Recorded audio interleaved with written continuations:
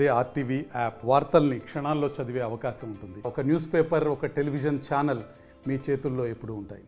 Congress party Vizag steel గురించి చిల్లర రాజకీయాలు చేస్తుంది అని హెచ్డి కుమారస్వామి గారు ఉక్కు శాఖ మంత్రి ఒక స్టేట్మెంట్ చేశారు. అయ్యా, చిల్లర రాజకీయాలు చేస్తున్నది కాంగ్రెస్ పార్టీనా బీజేపీ పార్టీనా ఒకసారి ఆలోచన చేసుకోవాల్సిన అవసరం ఉంది. అయ్యా, మీకు నిజంగానే విశాఖపట్నం స్టీల్ మీద చిత్తశుద్ధి ఉంటుంటే మరి ఇన్ని రోజులు విశాఖ స్టీల్ని ఎందుకు ఆదుకోలేదు? విశాఖ స్టీలు నాశనం అయిపోతుంటే గత 10 సంవత్సరాలుగా ఒక్క రోజైనా దాని దిక్కు చూశారా? చిల్లిగవ సాయమైనా చేశారా? కనీసం చిటికిన వేలైనా మీరు లేపి దాన్ని ఆదుకునే ప్రయత్నం మీరు చేశారా? అసలు విశాఖ స్టీలు నష్టాల్లో నడిచింది ఎప్పటి నుండి? ఎన్డీఏ ప్రభుత్వం వచ్చినప్పటి నుంచి కాదా? యూపీఏ ప్రభుత్వం నడిచినంత కాలము లాభాల్లోనే నడిచింది విశాఖ స్టీల్. సంవత్సరము లాభాలే చూపింది. ఆఖరికి యూపీఏ 2014 వరకు కూడా విశాఖ స్టీల్ లాభాలు 12,000 కోట్లు అయితే తీరా ఎన్డీఏ ప్రభుత్వం వచ్చినాక దాన్ని అన్ని విధాలుగా దాని చేతులు కాళ్ళు నరికే ప్రయత్నం చేస్తే ఈరోజు 23,000 కోట్లు నష్టాలలో ఉంది విశాఖ స్టీల్. మరి చిల్లర రాజకీయాలు ఎవరు చేస్తున్నారు? విశాఖ స్టీల్ని ఆదుకోకుండా చిల్లర రాజకీయాలు చేస్తున్నది మీరు కాదని అడుగుతున్నారు. 4,200 మందిని ఉద్యోగాల నుంచి తీసేస్తే మేము హుటాహుటిన ఉరుక్కుంటూ వెళ్ళి మేము నిరాహార దీక్ష చేస్తామని బెదిరిస్తే కదా మీరు దిగొచ్చింది, వాళ్ళకి మళ్ళా ఉద్యోగాలు ఇచ్చింది. మరి చిల్లర రాజకీయాలు మేము చేస్తున్నామా లేకపోతే మీరు చేస్తున్నారా? మీరు నిజంగానే విశాఖ స్టీల్ని కాపాడే వాళ్ళైతే 4,200 మందిని ఎందుకు తొలగించారు? వాళ్ళని తొలగించడమే కాకుండా కాంట్రాక్ట్ ఉద్యోగస్తులు 14,000 మంది ఉన్నారంట. వాళ్ళకు పర్మనెంట్ చేయకపోగా ఉన్న వాళ్ళని కూడా తొలగిస్తే మీరా విశాఖ స్టీల్ని కాపాడేది? ఇప్పటికీ కూడా పర్మనెంట్ ఉద్యోగస్తులకి కూడా హౌసింగ్ అలవెన్స్లు మాకు రావట్లేదు అంటున్నారు. ఇక కాంట్రాక్ట్ ఉద్యోగస్తులు అయితే అసలు 4 నెలలు 5 నెలల నుంచి అసలు నాకు జీతాలే లేవు అంటున్నారు. మీరా కాపాడేది విశాఖ స్టీల్. విశాఖ స్టీల్ ఆదుకోవాలన్న ఉద్దేశమే మీకు ఉంటే ఎన్ని రకాలుగా ఆదుకొని ఉండకూడదు? 10 సంవత్సరాల అధికారంలో ఉన్నారే, గాడిదలు కాసారా? క్యాప్టివ్ మైన్ ఏమైంది? ఎందుకు ఇవ్వలేదు?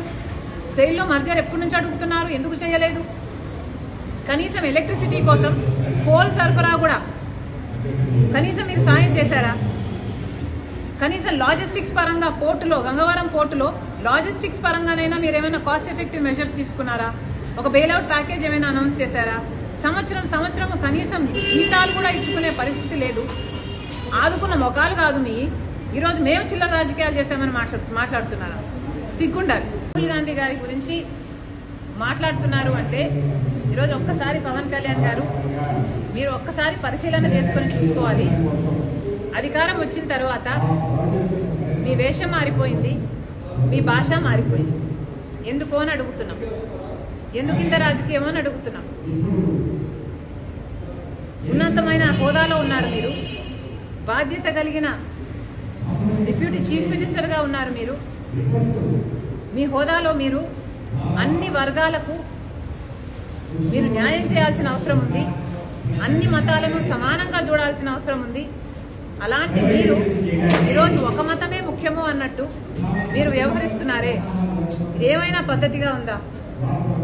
డిప్యూటీ చీఫ్ మినిస్టర్గా ఉన్న మీరు ఈరోజు మీరు ఒక మతానికి చెందిన వేషాన్ని వేసుకొని, ఆ బట్టలు వేసుకొని మీరు అఫీషియల్ డ్యూటీస్ చేస్తుంటే మిగతా మతాల వాళ్ళకి అభద్రతా భావం కలగదా? ఏం ఆలోచిస్తున్నారు సార్? అసలు జనసేన పార్టీ అన్నది ఒక సెక్యులర్ పార్టీ అన్న ఉద్దేశం ఉండేది మాకు. కానీ ఈరోజు అర్థమవుతుంది ఇది కూడా ఒక రైటిస్ట్ పార్టీ అని. ఏం అవసరం అని అడుగుతున్నాం. అసలు ఆర్ఎస్ఎస్ సిద్ధాంతం కదా ఇది. మతం అడ్డు పెట్టుకొని రాజకీయాలు చేయడం అన్నది ఆర్ఎస్ఎస్ సిద్ధాంతం. ఆ సిద్ధాంతాన్ని బీజేపీ అనుసరిస్తుంది అంటే అర్థం ఉంది. మీరెందుకు ఆ సిద్ధాంతాన్ని ఎత్తుకున్నారు? మీరు కూడా బీజేపీ లాగా ఏమైనా ఆర్ఎస్ఎస్ మీరు కూడా ఏజెంటా, డబుల్ ఏజెంటా? మోడీ డైరెక్షన్ లో కాదా జరుగుతున్నది యాక్టింగ్ అంతా? మోడీ గారు డైరెక్ట్ చేస్తున్నారు, పవన్ కళ్యాణ్ గారు యాక్టర్ గా మారారు. ఎందుకని అడుగుతున్నాం. మీరా రాహుల్ గాంధీ గారి గురించి మాట్లాడేది ఏమైంది సార్? మణిపూర్లో క్రైస్తవుల ఊచకోత చేస్తే బీజేపీ పార్టీ ఇదే మోడీ గారు ఎందుకు మాట్లాడలేదు మీరు? మరి ఇప్పుడు ఒక మతమే ముఖ్యం అన్నట్టు మీరు మాట్లాడుతున్నారే, మరి ఆ మతానికి చెందిన వాళ్ళు మనుషులు గారా? ఆ మతానికి చెందిన వాళ్ళు మీకు ఓట్లు వేయలేదా?